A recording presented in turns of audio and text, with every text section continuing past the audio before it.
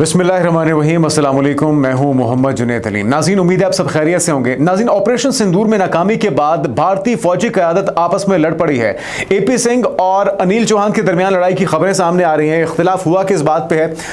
Theatrisation के मामले पर यह इख्तिलाफ शुरू हुआ, लेकिन इसकी तफसीलात आपके साथ कुछ ही देर में शेयर करते हैं और आपको खबर देंगे नाज़रीन कि तुर्की की दिफाई सनत में एक बड़ी कामयाबी हासिल हुई है। स्टील डोम के नाम से उन्होंने एक नया और इंतहाई जदीद और अपने दुश्मनों के लिए मुहलिक एयर डिफेंस सिस्टम लॉन्च किया है। इसकी कुछ अहम खुसूसियात आपके साथ शेयर करते हैं। साथ में आपको बताएंगे कि कुछ रोज़ पहले ईरानी जो फौज है उनके चीफ के साथ पाकिस्तानी फील्ड मार्शल आसिम मुनीर का टेलीफोनिक रब्ता हुआ था और उसके बाद ईरान ने मोसाद के रहनुमाओं या मोसाद के कारिंदों के खिलाफ एक बड़ी कार्रवाई की है। इस कार्रवाई से मुतल्लिक आपको तफसीलात शेयर करते हैं और साथ में आपको ये भी बताएंगे कि 2 माह से 5 साल तक जारी रहने वाली जंग के लिए अब हमें तैयारी रखना होगी। राजनाथ सिंह जो भारतीय वज़ीर दिफा हैं, उनकी तरफ से ये जारिहाना और इश्तियाल अंगेज बयान सामने आया है। वजूहात क्या है? बुनियादी तौर पर ये सारे वही फैक्ट्स हैं जिसकी वजह से ऑपरेशन सिंदूर में पाकिस्तान के हाथों भारत को शिकस्त हुई है। अब उन चीज़ों के ऊपर काम करने की बात की जा रही है और ये एक और सबूत है पाकिस्तान से शिकस्त का, पाकिस्तान से नाकामी का।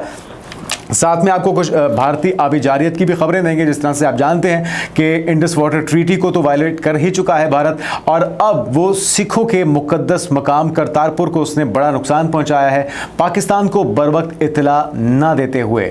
बाबा गुरु नानक के आखिरी अयाम ज़िंदगी के जिस जगह पे गुजरे थे, करतारपुर साहब, जहाँ पे इस वक्त पानी ही पानी है, 4 से 8 फुट तक ये इलाका, ये जगह जो कि सिखों के इंतहाई मुकद्दस मकाम है, ये पूरी तरह से डूब चुका है। किस तरह से रेस्क्यू किया गया, किस तरह से एहसन इकबाल साहब ने ये फैक्ट्स बताए हैं कि भारत ने किस तरह से अब जंग में तो ये नाकाम हो चुके हैं, हथियारों की तो जंग ये जीत नहीं सके, महंगे और जदीद हथियार होने के बावजूद इन्हें मुंह की खाना पड़ी। लेकिन अब आबी हथियार को इस्तेमाल किया जा रहा है, आबी जाहिरियत का मुजाहरा किया जा रहा है और पाकिस्तान को नुकसान पहुंचाने के लिए ये रैलों की सूरत में सैलाब को पाकिस्तान की तरफ धकेल रहे हैं और उससे बड़े पैमाने पर तबाही हो रही है। लेकिन जो सिखों का मुकद्दस मकाम करतारपुर है, वो डूबने के बाद सिख पूरी दुनिया में मौजूद हैं, वो अफसरदा हैं और उनकी तरफ से दुख का इजहार किया जा रहा है। उनकी तरफ से भी इस हरकत को इंतहाई काबिल मुज़म्मत और शर्मनाक करार दिया जा रहा है। तो इससे मुताल्लिक कुछ अहम फैक्ट्स आपके साथ शेयर करते हैं। साथ में खबर यह भी है कि 3 सितंबर को जिस तरह से 80 साल मुकम्मल होने पर एक बड़ी और बहुत ही शानदार किस्म की परेड का इनेकाद किया जा रहा है PLA की तरफ से, लेकिन उससे पहले कुछ बड़ी डेवलपमेंट्स हो रही हैं। शंघाई ताउन तंजीम के इजलास के मौके पर एक तो नरेंद्र मोदी भी पहुंच रहे हैं भारत, शी जिनपिंग से उनकी मुलाकात मुतवक्के है, यहाँ पाकिस्तान से शहबाज शरीफ जाएंगे। लेकिन इन दोनों विजिट्स के अंदर, इन दोनों दौरों के अंदर बड़ा वाज़ेह फ़र्क होगा क्योंकि उस अहम परेड और सिग्निफिकेंट और जो एक सिंबॉलिक परेड है उसके अंदर दुनिया के जो बड़े लीडर्स हैं, जो बड़े रहनुमा हैं, चाइना के करीब तरीन समझे जाने वाले दोस्त ममालिक हैं, उनको तो मदऊ किया गया है, लेकिन नरेंद्र मोदी उसमें मदऊ नहीं है। जबकि शहबाज शरीफ साहब उस परेड का भी हिस्सा होंगे, उन्हें ऑफिशियली उसके लिए दावतनामा भी भेजा गया है।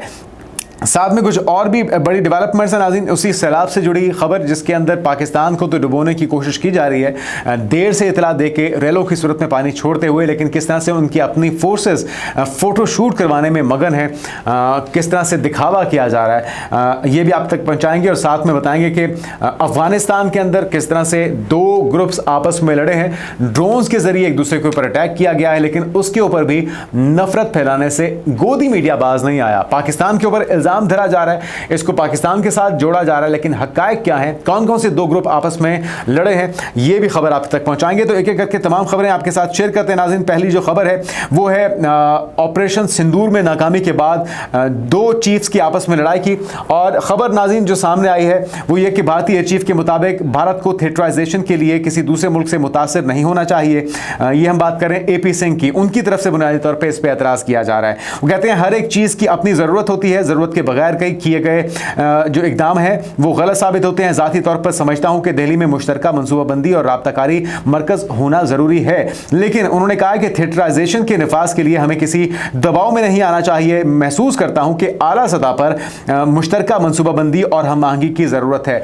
अभी आगे चल के मैं आपको बताता हूं कि थिएटराइजेशन बुनियादी तौर पर होता क्या है, लेकिन साथ में उन्होंने ये भी कहा है कि बरी और जो बहरी अफवाज है काफ़ी हद तक इस मनसूबे की हिमायत कर रही है, लेकिन जो एयर फोर्स है इंडिया की, वो इससे मुत्तफिक नहीं है। इंडियन एयर चीफ ने खुल के अब मुखालफत कर दी है और एक दूसरे के खिलाफ बयानबाजी का सिलसिला इस वक्त वहां पे शुरू हो चुका है। आपस में पड़ चुकी है फूट, और इस फूट के नतीजे में जो फोर्सेस का मोराल है वो कितना मुतासिर हो सकता है, ये मुझे बताने की मेरे ख्याल में जरूरत नहीं है।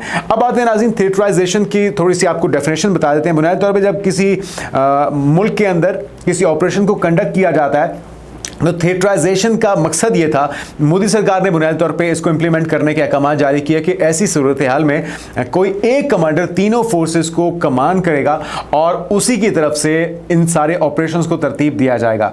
थोड़ी सी अगर और भी डिटेल आपके साथ शेयर करें, जिसके तहत फौज, बहरिया और फिजाया को किसी मनसूबा जोग्राफियाई इलाके जैसे कि थिएटर कमांड कहा जाता है के तहत एक मुत्तहदा कमान में जम किया जाता है, जो कि हम आपको बता रहे हैं। और ये ढांचा वसाइल के बेहतर इस्तेमाल, इसका जो फायदा होता है वो ये होता है कि बाहमी मांगी आपस में कोऑर्डिनेशन बेहतर होती है और जंगों और ऑपरेशंस के दौरान मौसर रद्द-ए-अमल को मुमकिन बनाया जाता है। अपने ओपोनेंट के लिए ज़्यादा तबाहकुन हिकमत अमली बनाने के लिए और रियल टाइम इंफॉर्मेशन के लिए, प्लानिंग के लिए, एग्जीक्यूशन के लिए आपको वन विंडो ऑपरेशन चाहिए होता है। तीनों फोर्सेस को यकजान करते हुए इससे ज़्यादा आप दुश्मन को नुकसान पहुंचा सकते हैं और बेहतर एग्जीक्यूशन भी हो सकती है, क्योंकि इसमें किसी खत्ते में मौजूद तमाम अस्करी असासे में अमला एक ही कमांडर के मातहत होता है। लेकिन AP सिंह ने इससे इख्तिलाफ कर दिया है। वो कह रहे हैं कि जी मैं इससे मुत्तफिक नहीं हूं।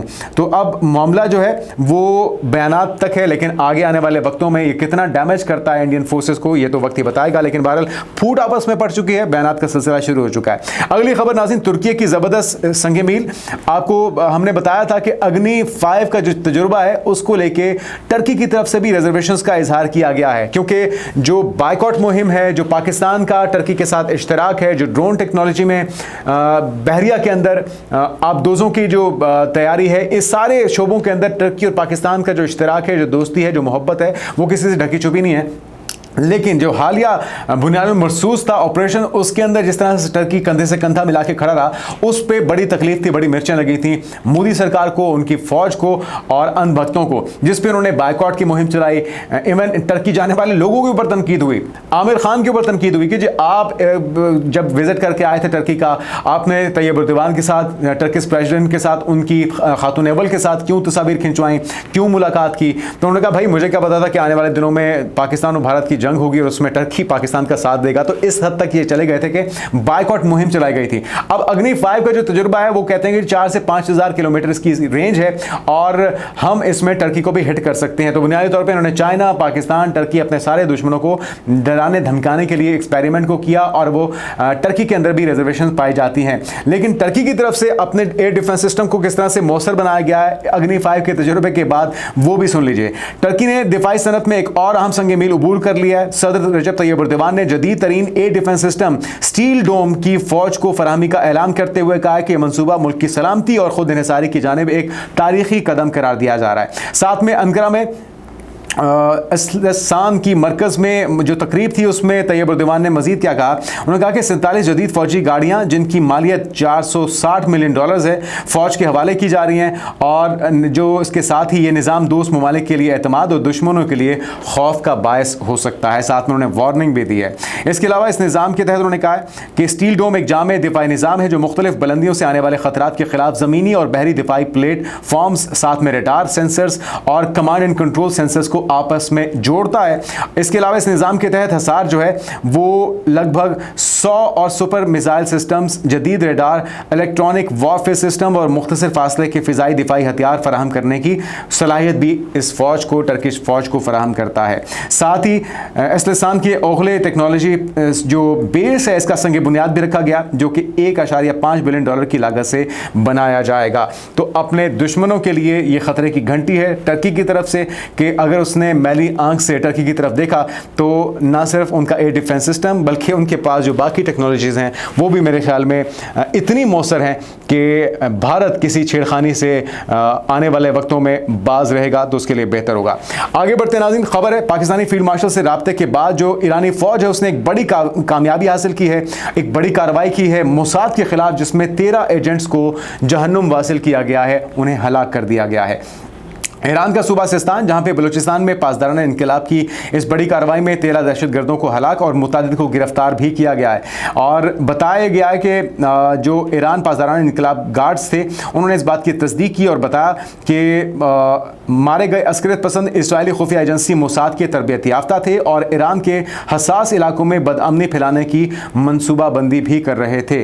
और यही वजह है कि मोसाद की हिमायत याफ्ता दहशतगर्दी के खिलाफ कामयाब कार्रवाई को पाकिस्तानी फोर्सेस के ताउन और इंटेलिजेंस शेयरिंग का नतीजा करार दिया जा रहा है। आपके इल्म में होगा कि कुछ रोज़ पहले फील्ड मार्शल आसिम मुनीर से टेलीफोनिक रब्ता हुआ था।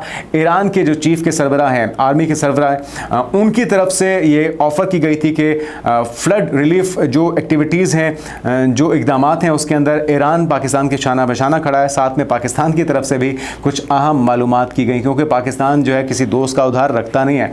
तो फौरी तौर पर उन्होंने अहम मालूमात दी है अपने ईरानी हममनसब को, जिसका फ़ायदा उठाते हुए, जिसको बर वक्त इस्तेमाल करते हुए मोसाद के इन 13 दहशतगर्दों को ठिकाने लगाया गया है।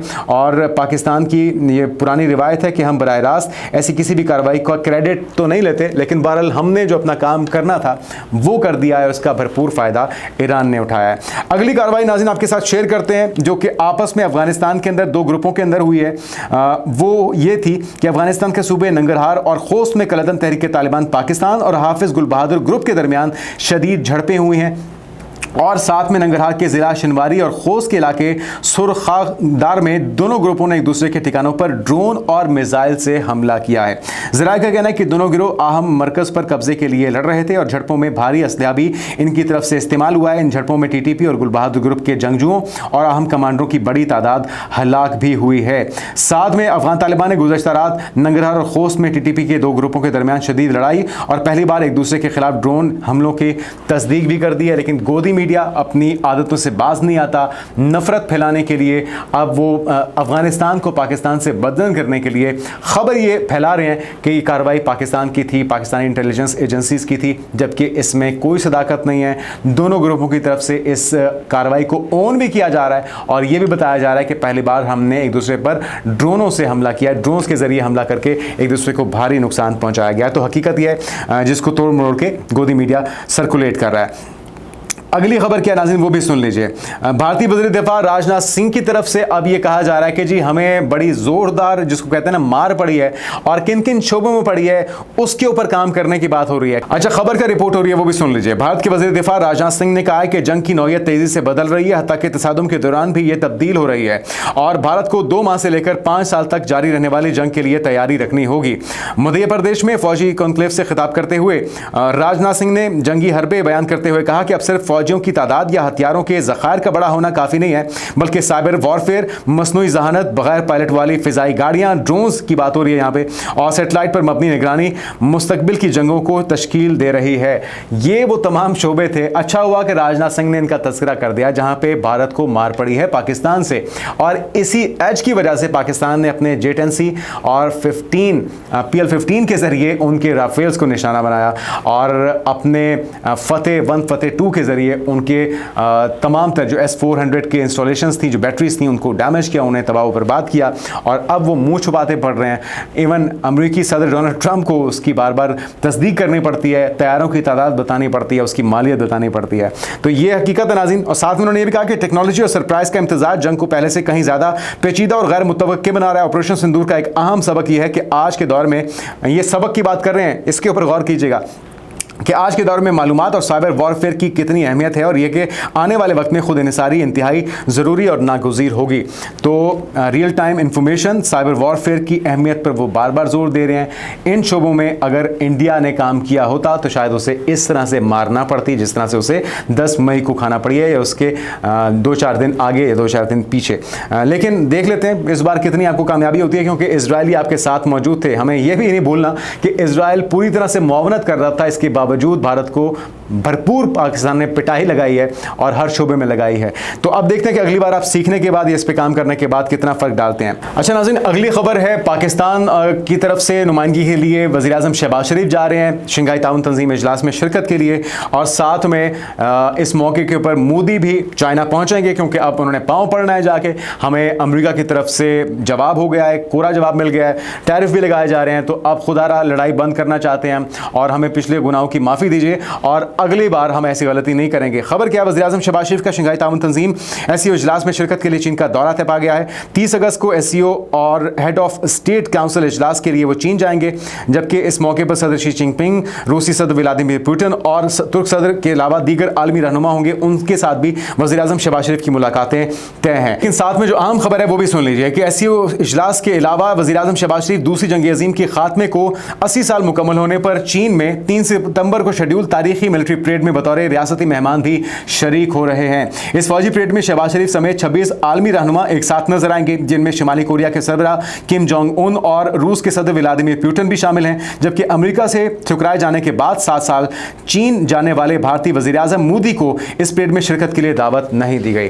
तो मकसद आपका पूरा होता दिखाई नहीं दे रहा, दाल गलती हुई भी दिखाई नहीं दे रही। मोदी जी को मुंह की खाना पड़ेगी और चाइना यकीनी तौर पे अपने मफाद में अगर कोई यकीन दहानी करवा भी देता है, तो अगर भारत उससे पीछे हटेगा या कोई छेड़खानी करेगा तो फिर उसके नताइज पहले से ज़्यादा भयानक हो सकते हैं। आखिरी खबर की तरफ आते हैं नाज़रीन, पाकिस्तान में सैलाबी सूरत हाल है और इसकी एक बड़ी वजह पाकिस्तान की अपनी भी जो नाअहलियाँ हैं, कोताहियाँ हैं, वक्त पे प्लानिंग का ना होना है, जंगलात के कटाव का मामला है, दरियाओं नालों के रास्ते में इंक्रोचमेंट है, हाउसिंग सोसाइटी का बनाना, होटल्स का बनाना है, ये सारी वो गलतियाँ कोताहियाँ हैं। साथ में जो स्टोन क्रशिंग का एक मामला है वो भी कार फरमा है। ये वो सारी चीज़ें जो हमारी अपनी कोताहियाँ हैं, लेकिन भारत ने जलती पे तेल का काम किया है, एक तीर से कई निशाने लगाने की कोशिश की है।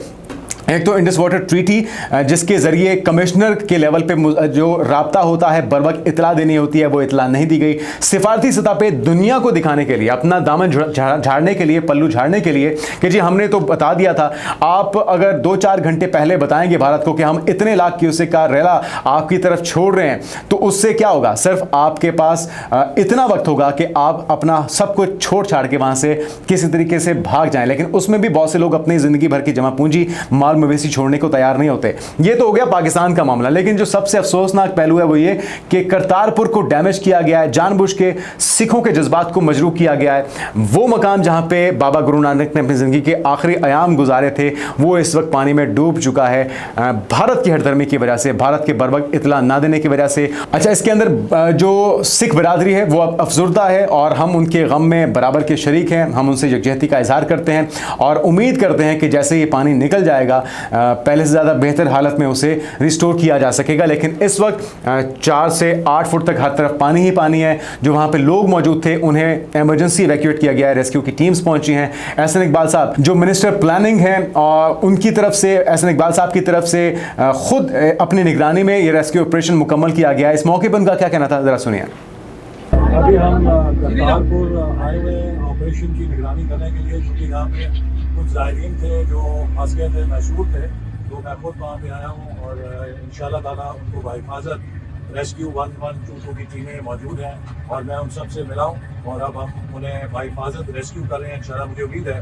कि ये ऑपरेशन अगले 1 से 2 घंटे में मुकम्मल हो जाएगा और हम बाहिफाजत वो तमाम ज़ायरीन जो करतारपुर के अंदर थे, हम उन्हें निकालने में कामयाब हो जाएंगे। लेकिन एक बार फिर मैं आपसे ये कहूँगा कि ये बदतरीन आबी जारियत का मुजाहरा आप देख सकते हैं मेरे पीछे कि किस तरह हिंदुस्तान इस क्लाइमेट डिजास्टर में भी सियासत कर रहा है। वो पानी को जमा करता है और एक रिले की सूरत में छोड़ता है ताकि उससे ज्यादा तबाही हो, ज्यादा नुकसान हो। तो नाज़रीन, ये वो हकायक हैं जिसमें बताया गया है कि भारत जंग तो नहीं जीत सकता, हथियारों से तो जंग नहीं जीत सकता, लेकिन वो आबी जारियत के जरिए पानी को हथियार के तौर पे इस्तेमाल कर रहा है और पाकिस्तान के खिलाफ अपनी जारियत का मुजाहरा कर रहा है। हम उम्मीद करते हैं कि पाकिस्तान हो या भारत या फिर कोई भी मुल्क जहाँ पे आफत आई हुई है, सैलाबी सूरत हाल है, अल्लाह ताला सबको अपने हिफ्ज़-ओ-मान में रखे, महफूज रखे और कोशिश कीजिए कि आप जितना ज़्यादा रिलीफ के कामों में एक दूसरे की मदद कर सकते हैं। जो लोग दरियाओं के किनारों पे हैं वो फौरी तौर पे इलाकों को छोड़ दें कुछ दिनों के लिए कम अज़ कम, ताकि वो अपनी जानों से ना जाएं।